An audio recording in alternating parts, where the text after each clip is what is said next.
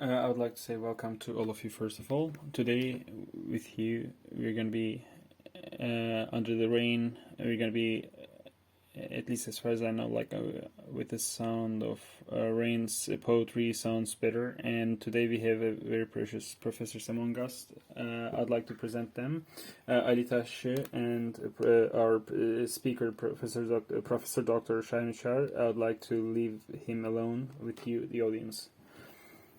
Dear Professor, welcome. Today's topic is language and philosophy. The specialist on this topic is Şahin uçar. He's a philosopher of history and a philosopher of language. Our topic is very deep. We're going to try to extract some precious gems from these depths, and we're going to try to understand it based on our capacity. And as Mevlana says, no matter how much you speak, no matter what you say can be understood as much as the other person can understand you. Everyone, based on their culture, based on their capacity, will try to understand. Therefore, I will not I will not speak too much. I will perhaps say a couple of things, a couple of questions from time to time, and I'm turning to the professor. Let me introduce this way. From 1995 or 1996 in Trabzon, I heard him for the first time. He came to a symposium and the meaning of existence. So I got this book in my book, and I'd like to show you this book. In this book, and for me this is a very important book. I bought it in 1995. The meaning of life and existence. It is the first time I've encountered such an important book, and I met him there. And I couldn't read his last book, but I've read many his other books too. He's got a very deep understanding. He retired early. I don't know why, but it's his private life. But I hope he will produce more things, and he will fire our brains and thoughts in our brains. So let me. Where should we put philosophy and religion? We could start from there and then leave it to you.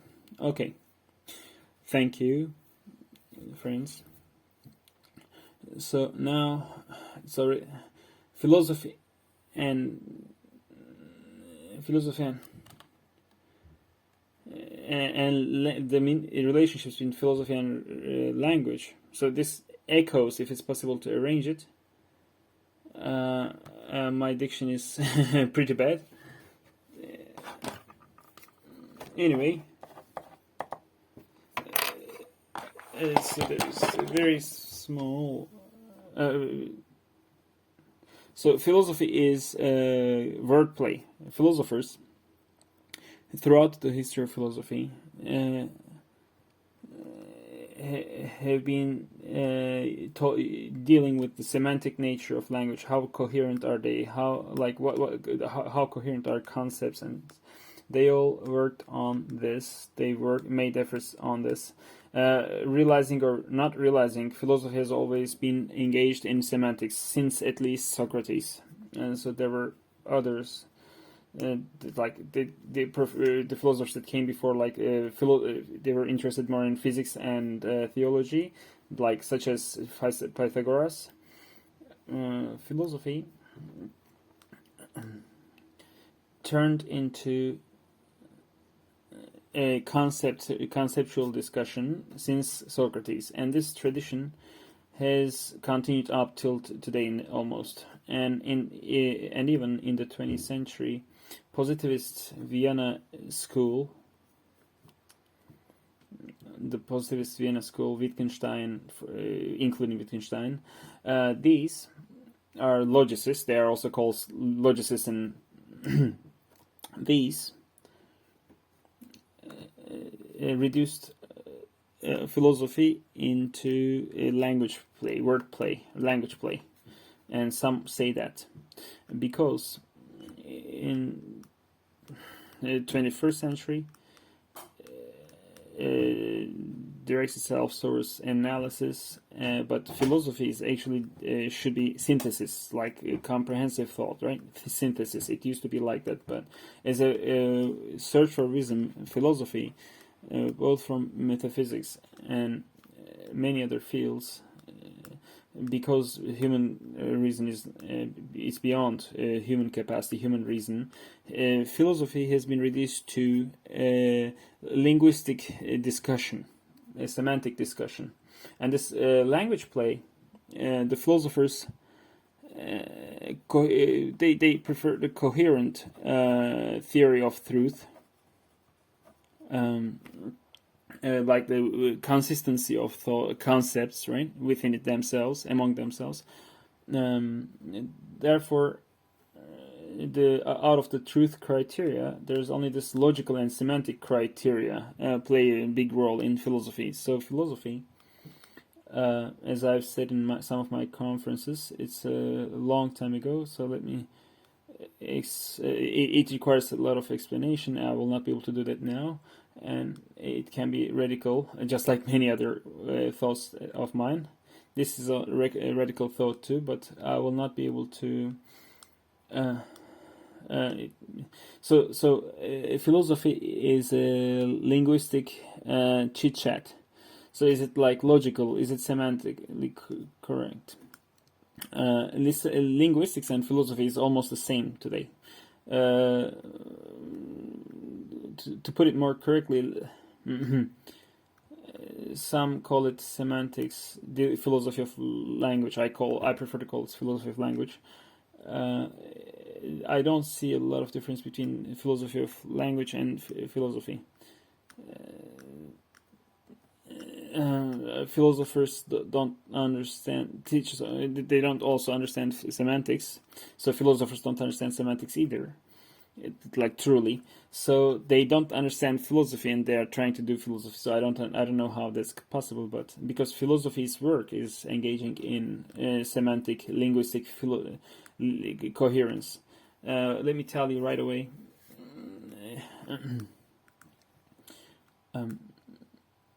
To avoid ambiguity, so logical coherence. Coherent theory of truth is not the only criteria of truth. There are many other 7-8 types of, and you can make a couple of them yourself too. There are different kinds of criteria for truth, like correspondence, pragmatic theory of truth, performative truth, sentential truth. So there are many theories of truth. So only ordinary intellectuals and ignorant people think that they know what reality is, but from a perspective of linguistics or philosophy, it's not like that at all, and it's not as simple as the philosophers think. The philosophical, like this linguistic, it's only one of them. So reality is corresponds to reality, and therefore, in science, for example, quantum mechanics, there are many problematic things that are beyond the limits of logic, and it's beyond the understanding of philosophers. Like with the attitude of philosophers, you can't understand it. Just like if you look for logic, you can't find logic in quantum mechanics. Like what does it mean? It's particle and wave at the same time, so it's illogical. So therefore, its philosophy is unable to understand even science, and it's a discussion on linguistics, like it's semantic chit chat. It's an unproductive attempt, an unproductive effort, unproductive activity. So like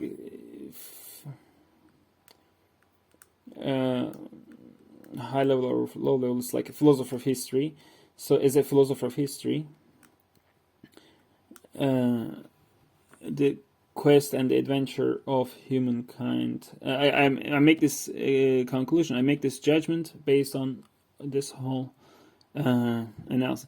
So philosophy has come to some analysis, some kind of linguistic analysis. So some semantic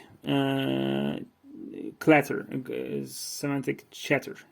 So in the age of Plato, when you said philosophy, Sophia meant wisdom, and Philosophia is like the one who loves wisdom. So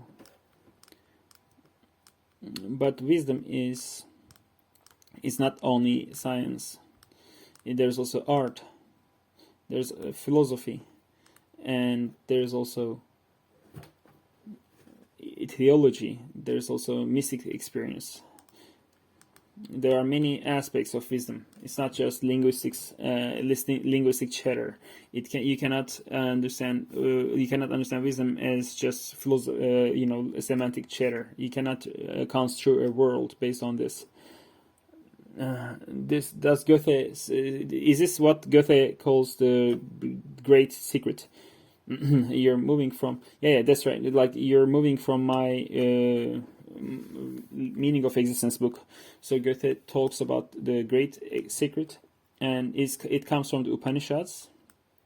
What is the greatest secret mystery? Goethe calls it the secret that's open to all, but no one can see. Although the truth is open, it's invisible to the eyes, as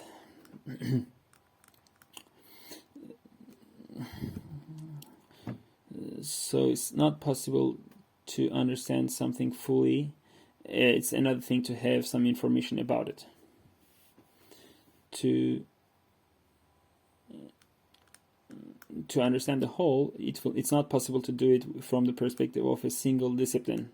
You cannot go far to comprehend the whole truth, and there are many aspects of it that go beyond human capacity, from linguistics and other aspects. We will talk about it when the time comes. I would like to ask if a word has metaphysical, if a word takes you to a metaphysical world, can you do philosophy with it? In 1932 Turkish linguistic revolution, has there been a limitation on the metaphysical aspects of words in our language? So if scientists deal with physics means nature in Greek. So they deal with material things, the things the tangible, concrete things, and metaphysics are the things that are beyond this nature, beyond this physis. And metaphysics means beyond nature in Greek, like the one that comes after physics, like the things that are beyond the matters of physics.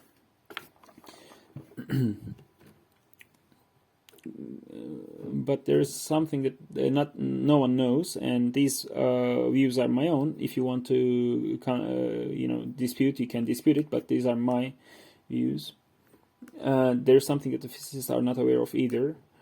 In order to explain physics, we need to use metaphysics.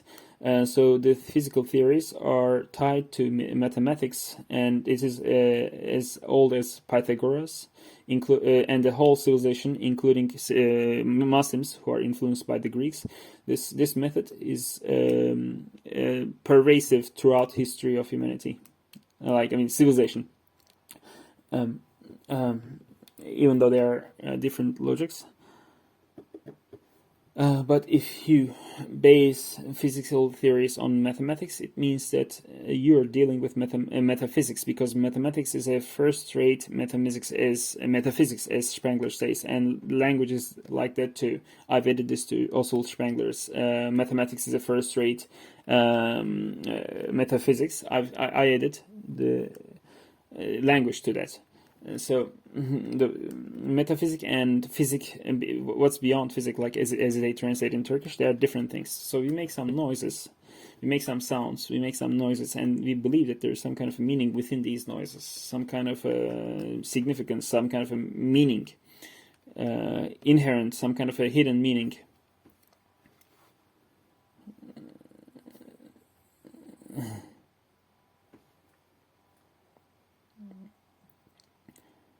Let me interpret it deeper, because my words cannot be understood simply. Let me go deeper. And so all the words of a language is a metaphor and a secret meaning. You put something into something else. The word's root comes from there too. Like the root, the etymology is like mezamin is the hidden baby in the camels, like which is unknown, like whether it's male or female. And the words, so like the word's meaning is a metaphor, and all the words in a sentence is like that. And I also say, I'll also say it shortly. It requires interpretation. We cannot go all the way into it, but in the beginning, all languages are metaphysics. As I said in the beginning of that book. So language is believing that there is meaning in a noise. And in this way, it's a metaphysical phenomenon. So with language and mathematics is metaphysics, engaging in mathematics. You're not outside of it. So you already tie everything to a metaphysical foundation. Therefore, the inclination to reject metaphysics is absurd, because you deal with language and the coherence of words and the relationships of words within themselves, like whether they're right or wrong. What you discuss is not like the things that the table or this column exists. It's just the meaning in a noise. You're discussing that. Or mathematical symbols. These are metaphysical things. These symbols don't have any kind of existence, tangible existence outside of our minds. Therefore, we are forced to engage in metaphysics as long as we are using language. Like animals don't do that, right? Animals don't engage in metaphysics. The human believe that language is unique to humans, but animals have their own way of communicating, even among the bacteria, if you ask me, even among the most primitive ones. So communication is like different layers, different levels, but we have abstract terms, universal terms according to philosophers' terms. Like we made up such terms, and animal languages are not like that. The dolphins and the whales language, we are exploring them. We haven't made a lot of headway, but there are some chimpanzees who've been taught sign language, but they never go beyond 2,000 words, and they don't go beyond a certain limit. And the grammar structure or abstract terms cannot be used by those animals, is according to the research. But it's very realistic.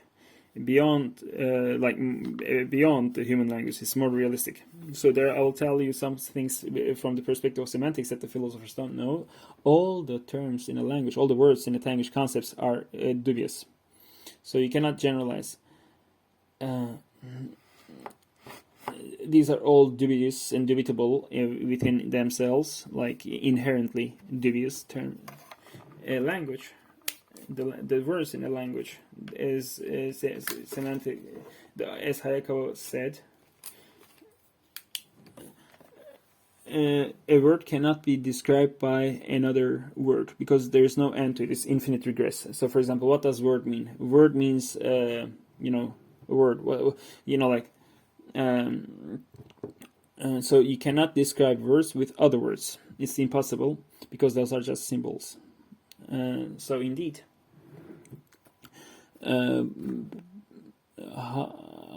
How much do they have correspondence to reality? So, for example, mathematical symbols. It's strange, but mathematical symbols within all languages. So, mathematics is a language too, and it's metaphysics, therefore. And mathematical symbols, compared to all the other languages, animal languages or human languages, is very abstract and extremely abstract. And it's based on it's a very, very poor language. It's just based on the law of excluded middles. So there's no contradiction. It rejects contradictions. It's a very, very poor language, but despite that, that's like not human problems, but like the measurable things, like the nature, the things that can be experienced, the sensible things. Mathematics deals with these things, and it is perfect. It is much better than human languages, and much more real, and reliable and true and valid compared to human languages. So that's why they use mathematics like the physicists use it, because they have much more reliability, and so it's like there's mathematics means proof, but for something to be able to be a proof, it should be a tautology. So I'm saying some things that are hard to understand, but those who understand these things will understand. So tautology, it comes from identity, right? So like something is what it is. So physicists use mathematics. They incline towards using mathematics a lot, is because mathematics compared to experience, because you get probability in to experience, you cannot get precision, and to give the precision, give the certainty, they rely on mathematical formulas and proofs to make physics more strong. You use metaphysics. So for example, it's all metaphysics. Like to reject metaphysics is fine, but they have other arguments. I understand it, but what you do itself is pure metaphysics, and you cannot go beyond language as a philosopher. You can't do physics. You can't do art. Art is something else. It's a creative activity. It doesn't look like the scientific activity or the philosophical discursive thought. You cannot deal with mystic experience or theology, and you cannot even understand science because you cannot touch it. You're just within the boundaries of language, within the concepts of language. But the concepts of language are not sufficient. For example, the identity principle. For something to be in two different places, it's impossible. So such logical realities don't work in quantum mechanics. But he says that this I take this Copenhagen interpretation of this quantum mechanics. There are different interpretations of the quantum mechanics, but according to quantum mechanics, mechanicists, you cannot understand quantum mechanics using Aristotelian logic. And let me also say this: there's not only one logic. It's not all Aristotelian logic. There's like paradox and fuzzy logic. Just write logic, and you will see 40 or 50 types of mathematical or unmathematical types of logic, from intentional to paraconsistent logic. So paraconsistent logic, it's like, what is that supposed to mean? Like, it's strange, odd, right? So paraconsistent logic, so inconsistent logic. So fuzzy logic and multi-valued logic, and logic is something that even professors of logic can hardly understand fully. So knowledge has expanded in so many, nothing, let alone one branch or the full of wisdom, entirety of wisdom. You cannot even learn a part of a branch fully. It's not possible for a human being. It's not like a human lifespan is not enough for that. For example, psychiatries. For example, epilepsy cases. If you try to understand and spend your whole life understanding epilepsy, it will fill your life. So you can have some general knowledge about other topics and so on, and you can have a worldview and understanding of the world. But what the humans don't realize is that these worldviews, language affects these worldviews very much, and it distorts human perception. And these general terms, unless the human language creates these general terms, it cannot succeed. It will be like an animal perception, animal mental. However, these general concepts that we create, the abstract concepts we create, cause concessions from the reality, to distort reality because of these language nature of the intentional and other properties, because all languages are prone to such things. All languages, including philosophy and logic, are distorted and flawed. They distort reality. We humans love ourselves too much. In the past, we look at the past success of the civilization, for example, to be able to build this building or to be able to go to space and to do other things. We see the scientific and technological and civilizational technologies and successes. We believe that we can understand everything, we can achieve everything, we can express everything, and we get into such delusions that we can do all of these things. We idealize the humankind and make it kind of like an omnipotent being. Protagoras made this mistake, like a human is a measure of everything, but the human measure is not enough to decide everything. Whether it's philosophical, discursive reasoning or scientific investigations, art will never be able to get to the heights where, it will never be able to get to the level where art has gotten. So, for example, Tolstoy's War and Peace and the Napoleon's life views. Which historian can achieve this kind of success? And how much can you do this with science or philosophy? The places where the heights where an artist reaches through mystic experiences and intuition and creativity, you cannot even imagine these things with these other disciplines. So humans exaggerate their own capabilities. Hayam says very beautiful rubais, but this is one of my favorite Hayam rubais. It's like, I think it's one of the best rubais by Ömer Hayam. Esra ve ezerra bir harf muamma nettuva.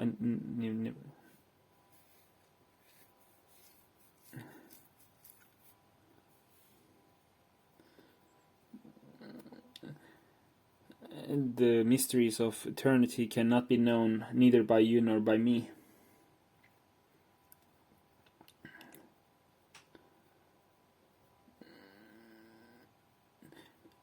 The mysteries of eternity cannot be known, and this ambiguous word cannot be read neither by you nor by me. The reality is beyond the curtain, and we see it beyond the curtain, and we gossip when the curtain is lifted. Neither you will stay nor me remain. So he said it very beautifully, but really.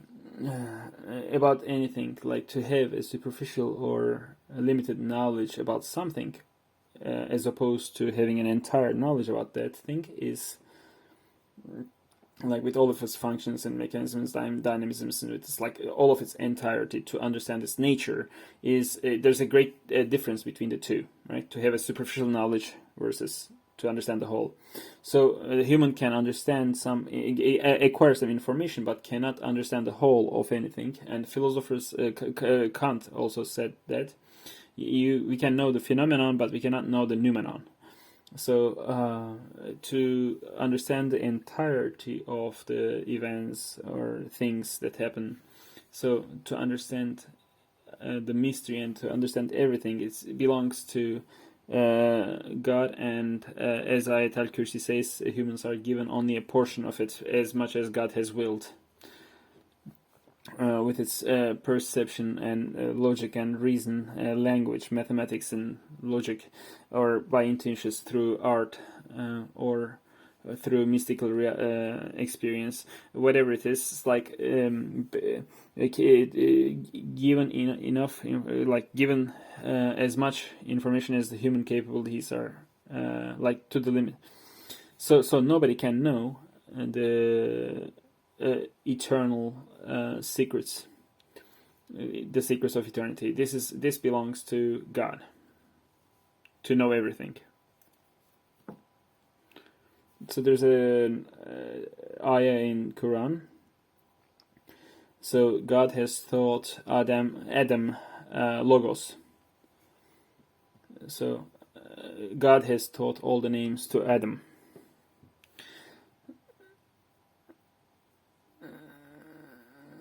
And he taught all the names to Adam.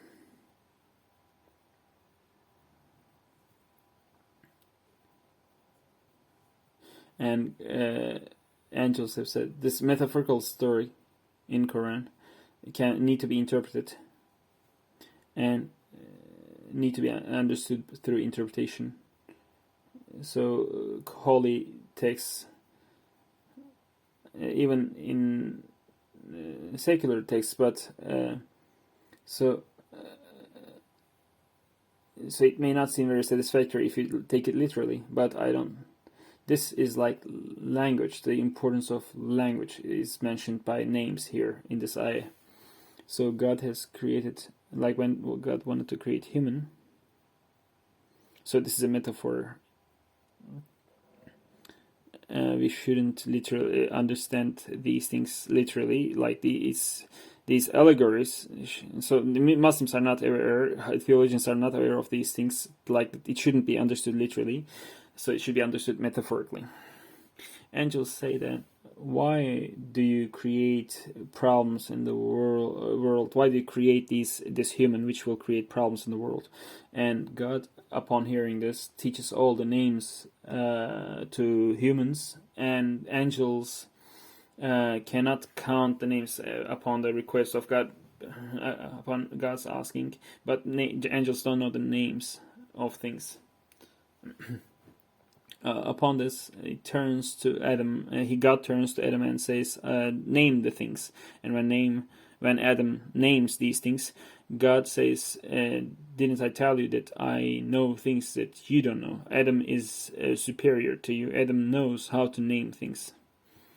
So I have a poem called Logos, translated by Ahmet Fahrettin Uçar. You can check this out. If you read Kelam, you will understand this better. It's this poem that I wrote called Kelam. So humans have made laws to make sense of the world. So language is a God-given gift. Is the meaning of this ayah. So this.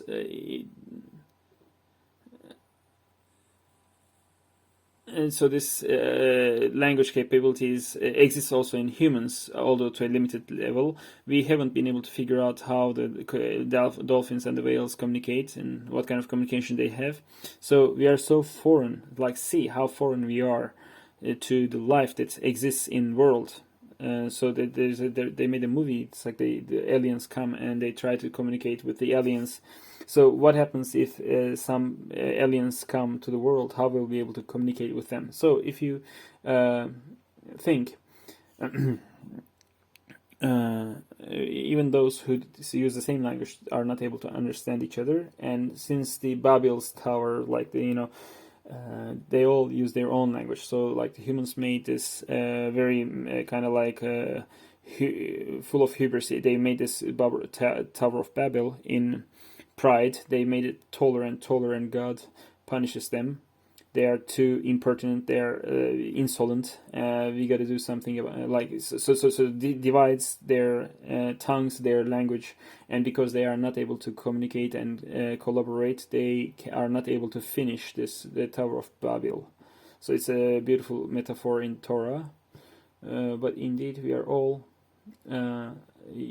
use very individual languages, like that are peculiar to us. I use my own version of Turkish. In this Turkish, there are such. So, as a person who does philosophy, I imbue terms with my own meanings. So, for example, philosophy, science of philosophy is the social sciences is a very absurd term. It's an oxymoron. It's a contradictory term, putting things that don't cohere together. Like so, Science is just positive sciences. Social sciences is not science. It's something else. There's history, so it's like human or something. So you can call it something else, but it's not a science. Well, as a person who knows that this is not a science, I would laugh at this thing. So we cannot just put every word together just as we wish.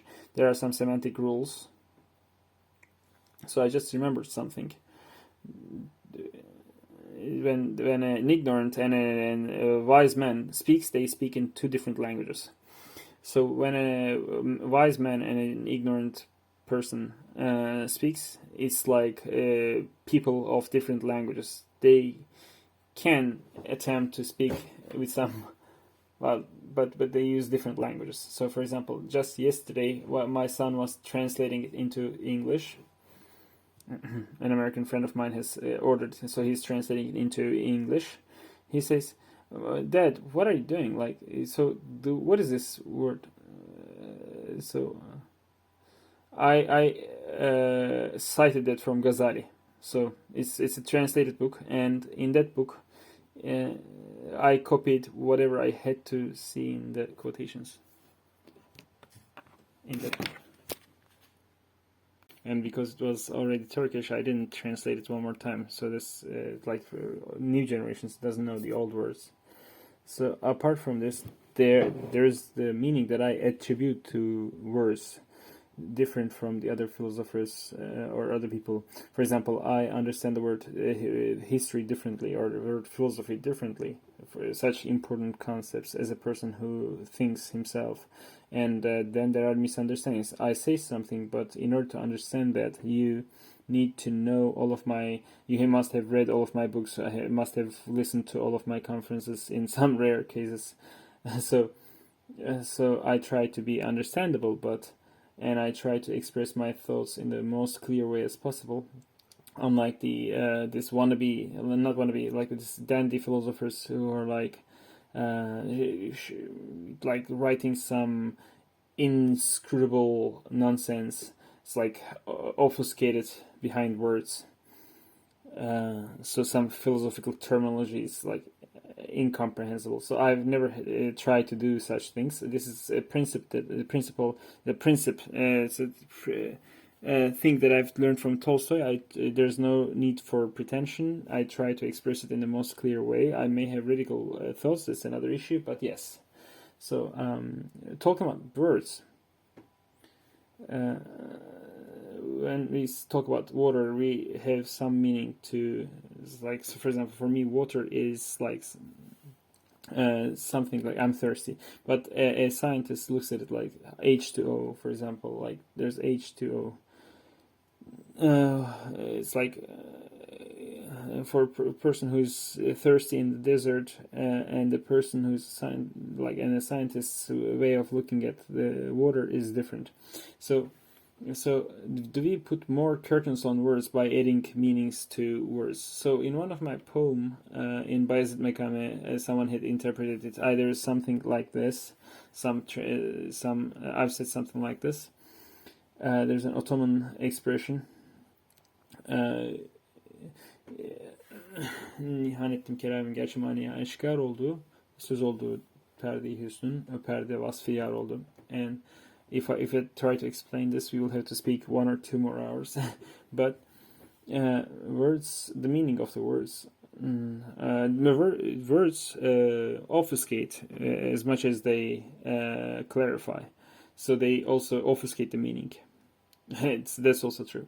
So just like Fuzuli said, you put a meaning on a word and imbue a word, whether it's this language or that language, doesn't matter. You express something and the other person understands it as an ordinary word in a daily language. So how are they going to communicate?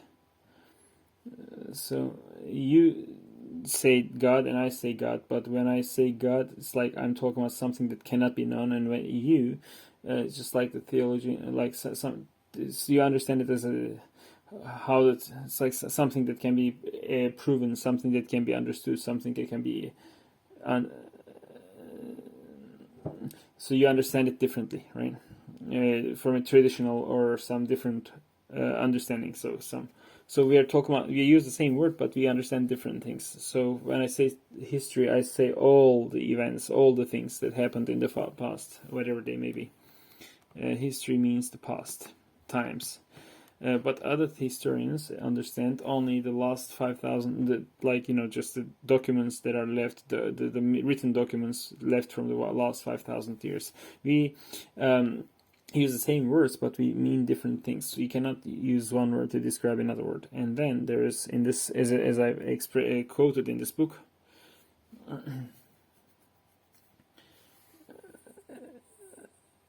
this lying is bad, but the man said, truth told with a bad intent is much worse than all the lies that can be told. Alexander Pope, I believe.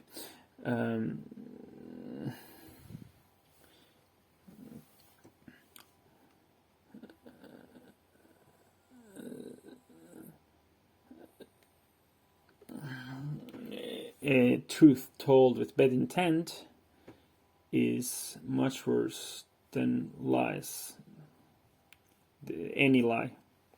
So it must be sincere, first of all. If you're not sincere, there's no value to anything that you may say. So sincerely I express my thoughts, but my intention is that humans, when they talk about the problems of these disciplines, the limitations, or like science, philosophy, history, so there's not much that I haven't thrown into the rubbish. Like all disciplines, everything is like thrown into the rubbish when I speak. So I criticize all these disciplines. You can see these criticisms on YouTube in this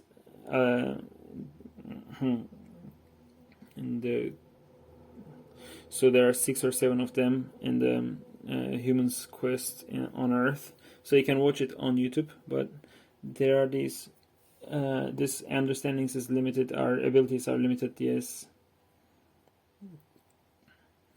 Whether I make all these criticisms, and these are all disturbing things. I tell with good intent things that people don't like, but even if you say with a good intent or a bad good intent, it may disturb people. So sometimes I even hear it from my close friends: you're like demoralizing us, you're not leaving anything to us, you're like taking everything away from us. So even if you're saying it with good intent, sometimes some truths it's better not to be told, like for some truths. So when I speak, I also censure myself in order to be not so irritating, even if I'm like very sincere. So I don't know, like maybe God protects me because of this, because otherwise a lot would have happened to me if I had told everything that I wanted. So I remembered Yunus Emre. They said that Solomon knew the bird's language, and that there's Solomon within Solomon, beyond Solomon. So it was in the same poem, I believe. There's like there's a me that's within me. So there's a poem, right? This human self, this speaking self, as we say, this speaking being. Nefs means like living being, or soul, or breath. So like the word comes from breath. In Hebrew it's nefesh. Nefes, breathing, right? The breathing living being, the one that has a soul or spirit. This speaking being, this breathing being, apart from, like, different from animal beings, has a higher level of abstraction. It's got a higher volume of brain, and both in the way of volume and also the connections between the neurons, like in the cerebral cortex, for example. Much more, like, okay, dolphins and the whales are closer to humans, but like much more than all the other animals. So it's like God has created that way. It's like human capacity is higher, and as a result, it does things that other animals cannot do. This neocortex, right? The neocortex, yeah. The neocortex is like very peculiar to humans, like in the way it's connected. This features in the neocortex doesn't exist in animals, even in the most advanced ones. And as far as I know, the larynx, this voice cords and the larynx are different from the primates. No, it doesn't exist in the primates, other primates. So they cannot create these sounds even if they wanted, as varied as humans. So humans used to use some throat sounds, and their needs were limited to, like, to hunt, to find food, to reproduce, to look for shelter, before the civilization. And perhaps 50,000 years ago, the lips and the tongue also get involved, and many different sounds can now be produced, and using symbols with universal concepts instead of the particular ones. Yeah, the particulars can also be seen by the animals, but doesn't put a general meaning, doesn't attribute a general meaning to it. When a dog sees a dog, it sees just a dog. It sees just a horse. It doesn't see the idea of the horse. It doesn't see the general concept. Maybe this is debatable from a philosophical perspective. It's a long debate, and it's been unsolved for 3,000 years, like this universals versus particulars. So like the nominalists have also opposed this idea, like, I don't see this idea of the horse, I just see the horse. There's human, but I don't understand what this human term, concept, general concept means. I just see the human in front of me. So the nominalists have opposed it too. So yes, we understand it. So if we hadn't used these general concepts, created these general concepts, we wouldn't be able to think. We would have stayed as animals, remained as animals. Only in this moment, the things that we are, like, that are useful for us now, pragmatically, the consciousness is in the present moment, in this moment. Like, what am I seeing? What am I thinking? What am I feeling? What am I feeling? Like, what's in my stomach? What kind of pains or problems do I have in my body? So it's in the present moment, and the animal can also think about the present moment, and perhaps other animals too, but they don't have a projection into the future or the past, and doesn't plan for the future. It doesn't have an imagination of the past or the future. It lives in the present moment, and child is like that too. They live in the present moment. Babies live in the present moment. It has to pass many ages before they understands time and the passage of time. It happens over time. We with our language, our worldview, and our world imagination. So like when we acquire language, we also acquire these worldviews and the formation. It's formed. It's formed through language. For children who learn language. Who start learning language after the age of 12, it's been observed not to learn more than 2,000-3,000 words.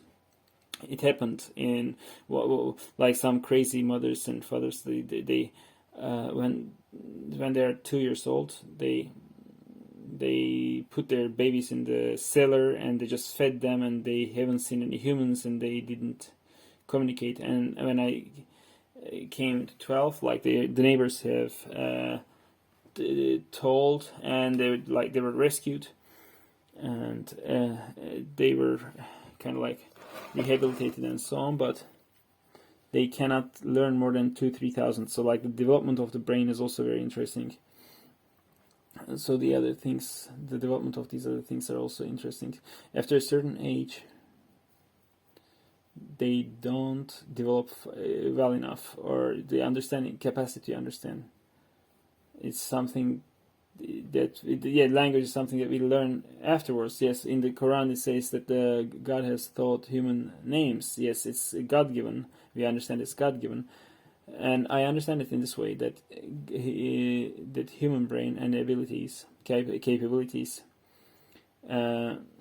is much more than other animals, and potentially it's capable, it's inclined, that is capable of doing that, to produce a language.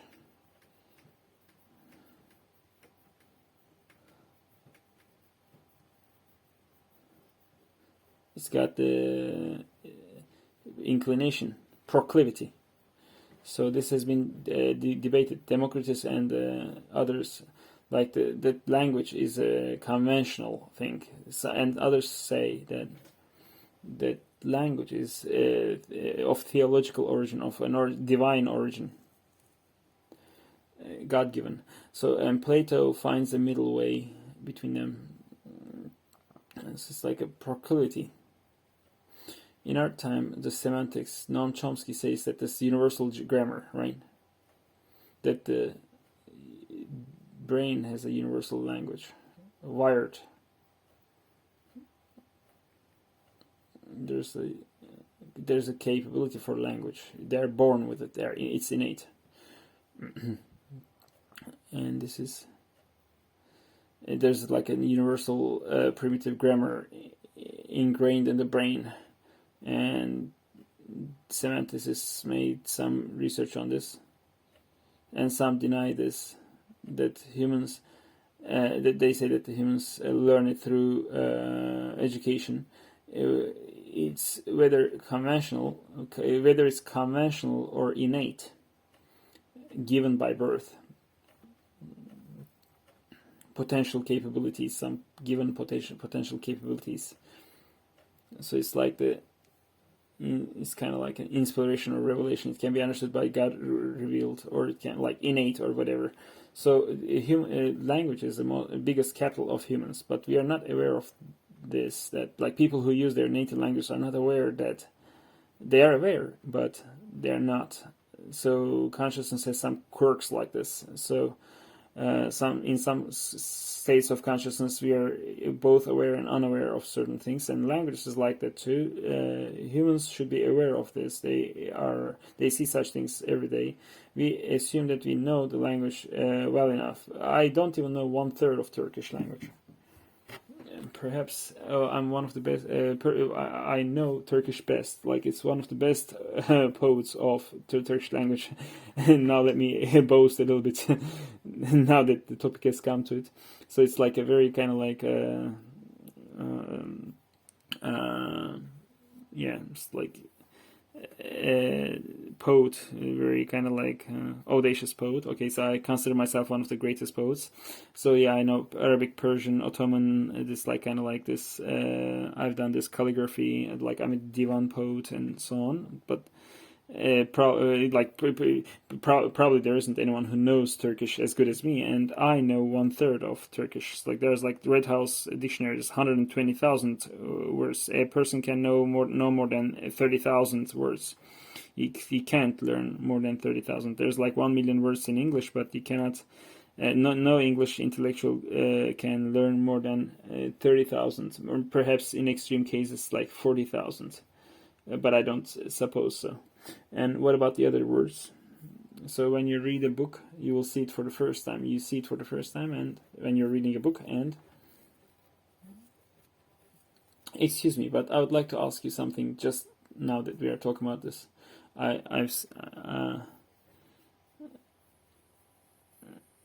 How would you compare the Divan language and the current contemporary Turkish language? Yeah, I'll come to that, but we are talking about something more important now. So even I know 1/3 of Turkish language. So of the Red House dictionary, for example. So like my estimation is like that I know 1/3 of the Turkish language. I don't think that it's more than 1/3. So I encounter them, right? So I don't know those words. Nobody can. Even the greatest experts of language, they cannot know their own language fully. It's impossible. That's first. It's impossible to know any language fully. We don't know our own language well enough. That's number one. And even if we assume that we know it,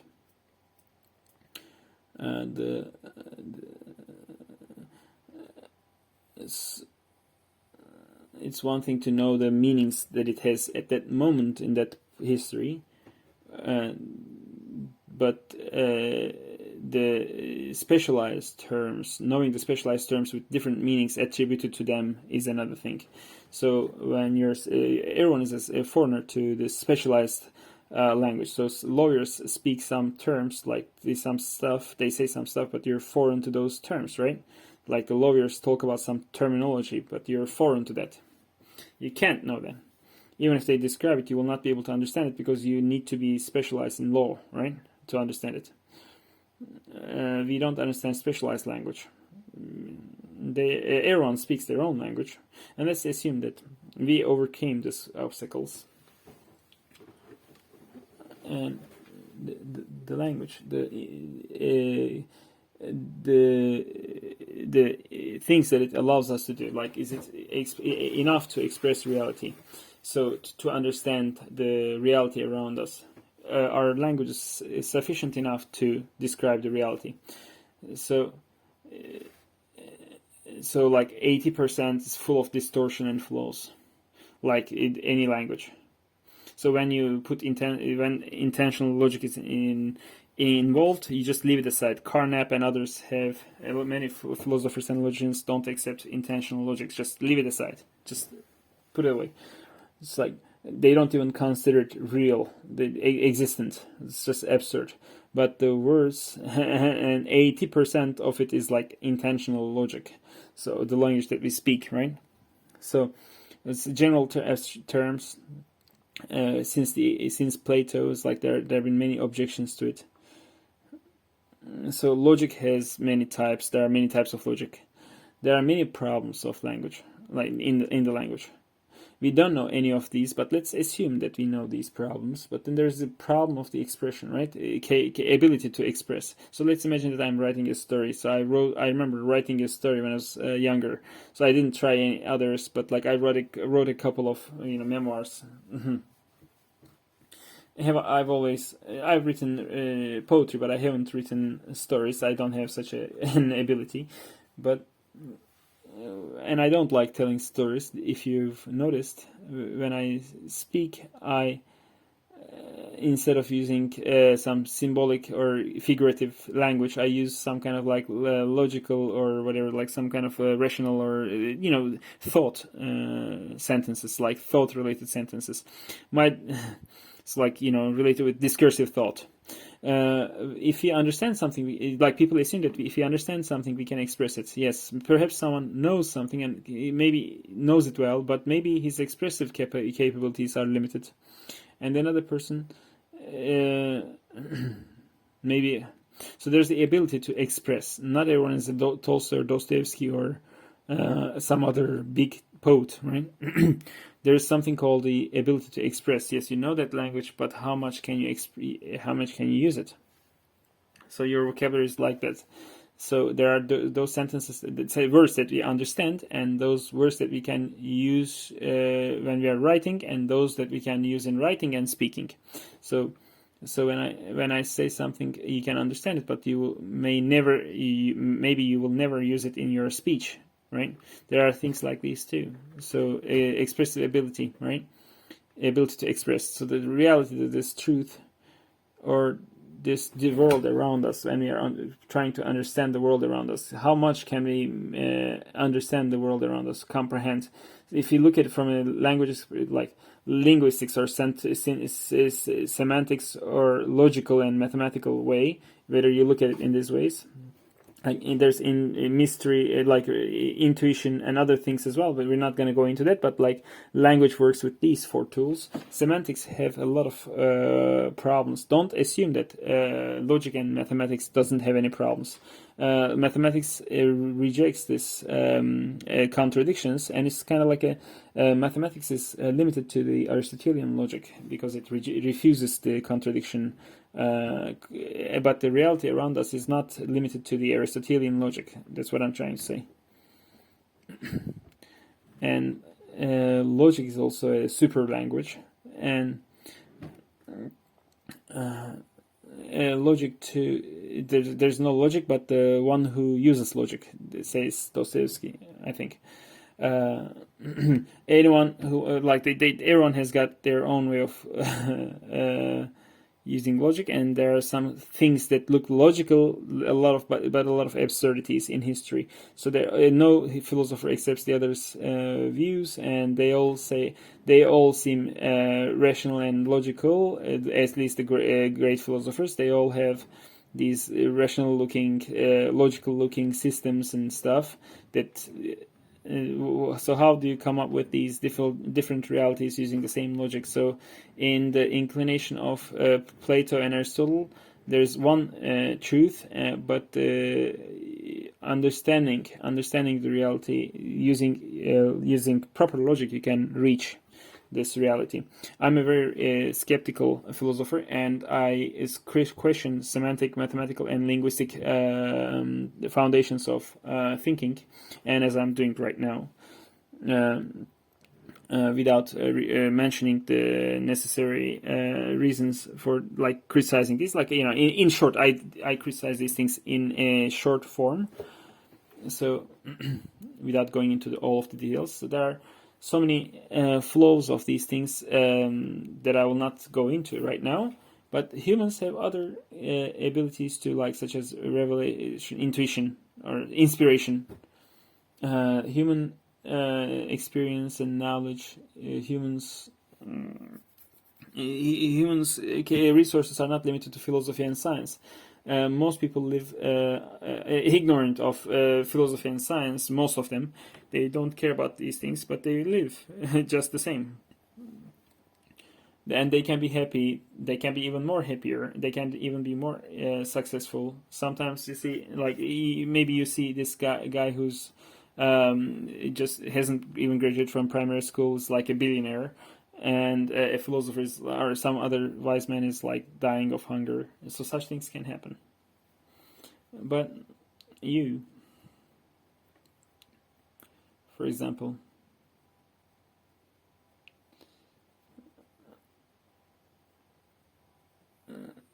from philosophical or discursive or scientific thinking, it's not just that there are other resources too. For example, art, theology, mystic experience, or history. There are other sources of knowledge too that feed human, that we feed from, and people should be aware of this. And to some extent, we are.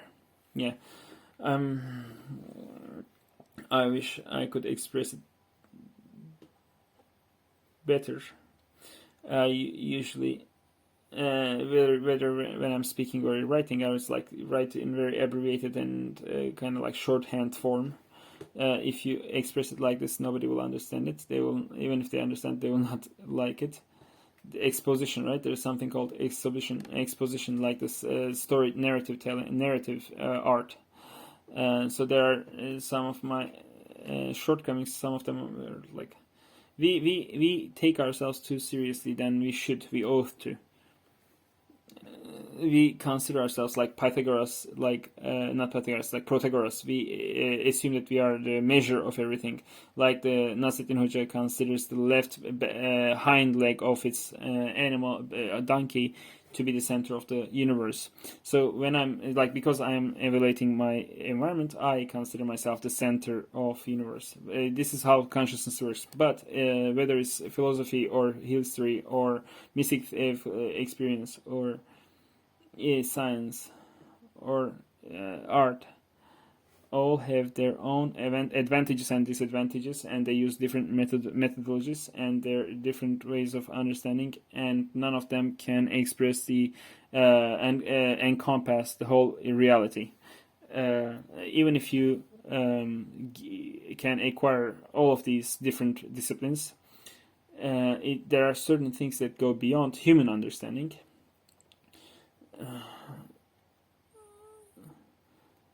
To understand the wisdom in its entirety, even if you're let's imagine that you we haven't seen such a person in history, but let's assume that there's this man who's acquired the whole of wisdom. There are certain things that you cannot comprehend nevertheless.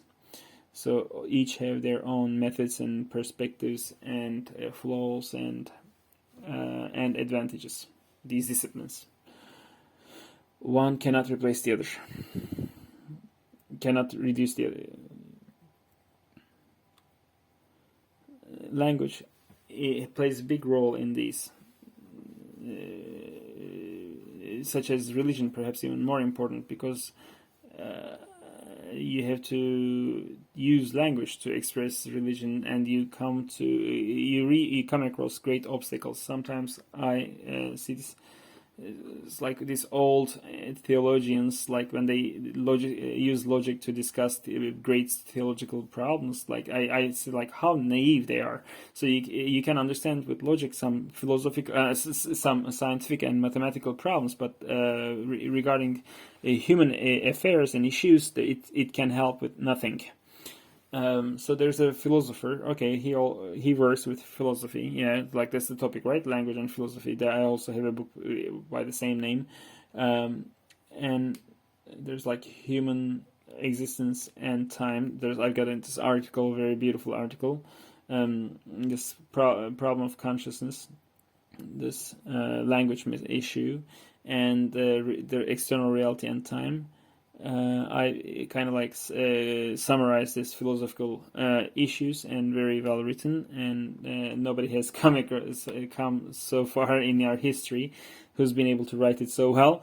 The philosophers don't consider me a philosopher. Historians don't consider me a historian. The poets don't consider me a poet, and I'm very bold in all of these areas, which is funny, strange. This philosophy doesn't have a beginning and an end. We just don't know how we started. What? Many of the features of languages we don't know, and as Biruni says, like we speak different languages, and everyone speaks their own language. And your Turkish and my Turkish is not the same. You know different words. I know different words, and you know a lot of words that I don't know.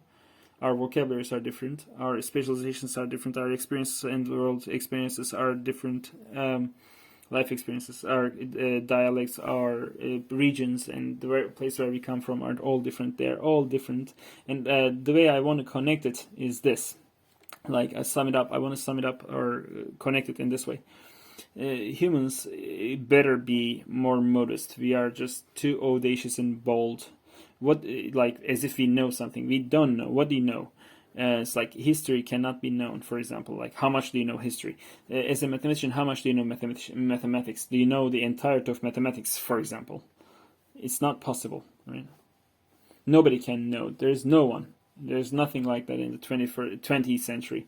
In the beginning, there was Poincaré, for example, who almost knew, but there's no one like that in today. So how much do you know philosophy, or how much do you know logic? Even as a professor of logic, how much do you know of logic?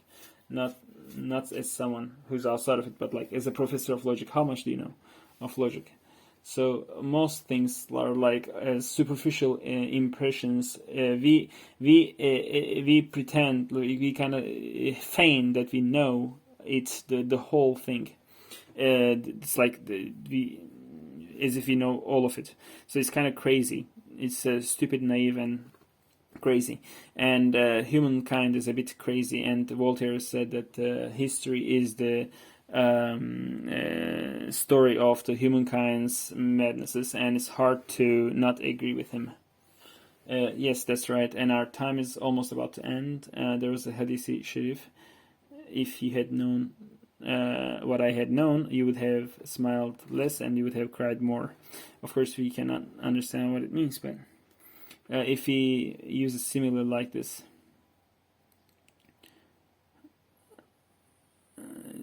tea grows in Rize. If you try to grow it in Adana, it doesn't have any meaning.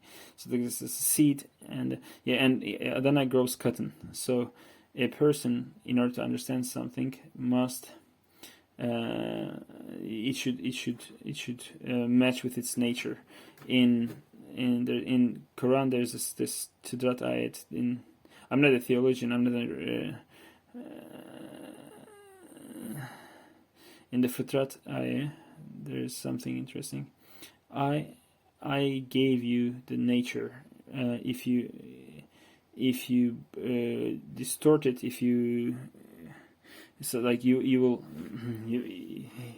you will lose it. If you distort it, you will go into mud, swamps.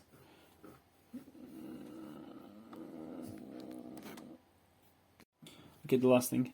I just want to kind of give an so this myriad this follower comes to this wise man, and this is the follower who is inside opens the door, and just like he says, I want to go in, and the follower who's inside fills a cup with with water to the top, to the brim.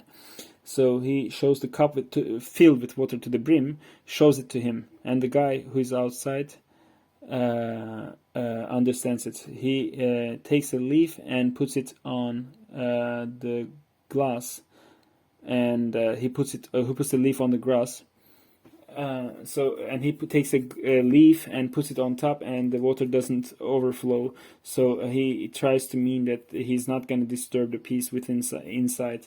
So speaking is not enough. Like the real conversation is the conversation of the heart, and if we lose this, we lose our civilizations. That's what I'm trying to say. So in my Moloch and Khalifat book, in that book, I said the modernists and the Kemalists and the theologians, like the Islamists, and they're all wrong ways of thinking, and it's like since the Republic started eroding, we have lost most of our culture. And today's Turkish is unfortunately a poor Turkish, and the most knowledgeable and the best of our scholars speak 4,000 or 5,000 words, and with such a limited vocabulary, you cannot do philosophy and science. And some absurd noises. They use some absurd noises and words as like they just combine some. Like Hayakawa says, people make noises and they think that they speak. His teacher Korpsky is even worse than Hayakawa. I'm not even going to go into what he says. So we make noises and we assume that we speak. He translates a language. So I forgot the name of the translator, whatever his name is. Eğitişimsel usavurum. It's like cognitive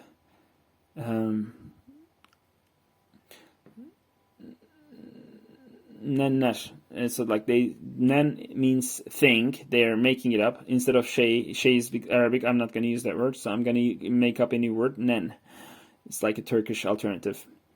So this eşya is the plural of şey in Arabic, and in order to say so şey eşya becomes nenler. So let's start from that, right? So like is it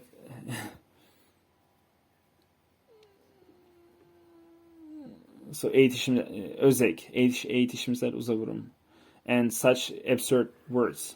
So like speak in some good normal Turkish, and the philosophers they translate according to their minds the words that exist in philosophical terminology into Turkish. Like, are you crazy? Can you translate the term? No, you can't. So in order to understand a term, you need to have like 20-30 years of experience and then understand that word, to use that word. Otherwise it's just noise. It's not just ordinary words, it's a term. What are you doing? So for example, historicism, how are you going to translate that term? It's like tarihselcilik is, but this is, whatever does that mean? In order to understand historicism, you have to be a historian like Şahin, and I haven't seen such a historian as Şahin. So he's so like gotta be crazy, devote your life to history to understand the term historicism. So without spending so much, making so much effort with some stupid translations, you cannot, like absurd translations, you cannot understand these terms. You have to be grown and you have to be raised in that specialization. Mathematician also says consistent, and the philosopher also says consistent. Do they mean the same thing? In order to understand what the mathematician says, you need to be a mathematician. And you got to be a very good mathematician to understand mathematics really well. If you just say this laboratory or practical experience, you can, but it's not like knowing the nature and it's not like knowing the entirety of this thing. It's not a certain knowledge. I guarantee you, as a skeptical philosopher, that in any discipline, there's no complete, encompassing, comprehensive description of the reality. So no matter what discipline you belong to, including the history, including the greatest ones in history, the greatest philosophers, the greatest scientists, they're just like, I'm claiming that they're just doing nonsense, speaking nonsense, speaking empty. Nonsense is not the right word. So Hayam says it very well. These mysteries of the eternity cannot be known by neither you or by neither me. These mysteries of the eternity cannot be known neither by you nor by me. This ambiguity, this ambiguous word can neither be read by you nor by me. For example, we've been for centuries around the pyramids, but until Champollion has found the Rosetta Stone, nobody had been able to read it. So we didn't know how to read the hieroglyphs. So it was an unknown language. So in a foreign language, in a foreign alphabet. So what can you do if you take a Chinese book in your hands if you don't know Chinese? It's something like that. So if you're foreign to these Chinese letters and symbols, it's not like the Latin alphabet. It's a foreign language. You're trying to read a foreign book that you don't know. So Coleridge is simile comes to my mind. Nature is, and our knowledge about nature is, all of our knowledge about nature is like a book written in a foreign language whose letters we don't understand. We can just classify these letters. We can, categorize them. There's 10 of this, there's this, but we cannot go beyond that. He had a simile like that. Famous poet Coleridge, Samuel Taylor Coleridge. The 21st century's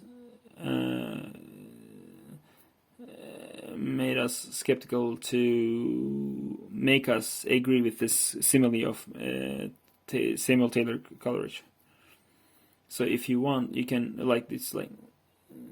you can come to our next conference to listen to the rest of it. So our time is up, and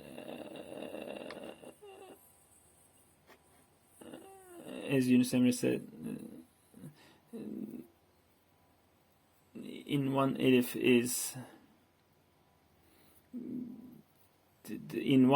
is understood the meaning of all four. Well, anyway, thank our professor so much. We thank you as well for. I wish you a nice day.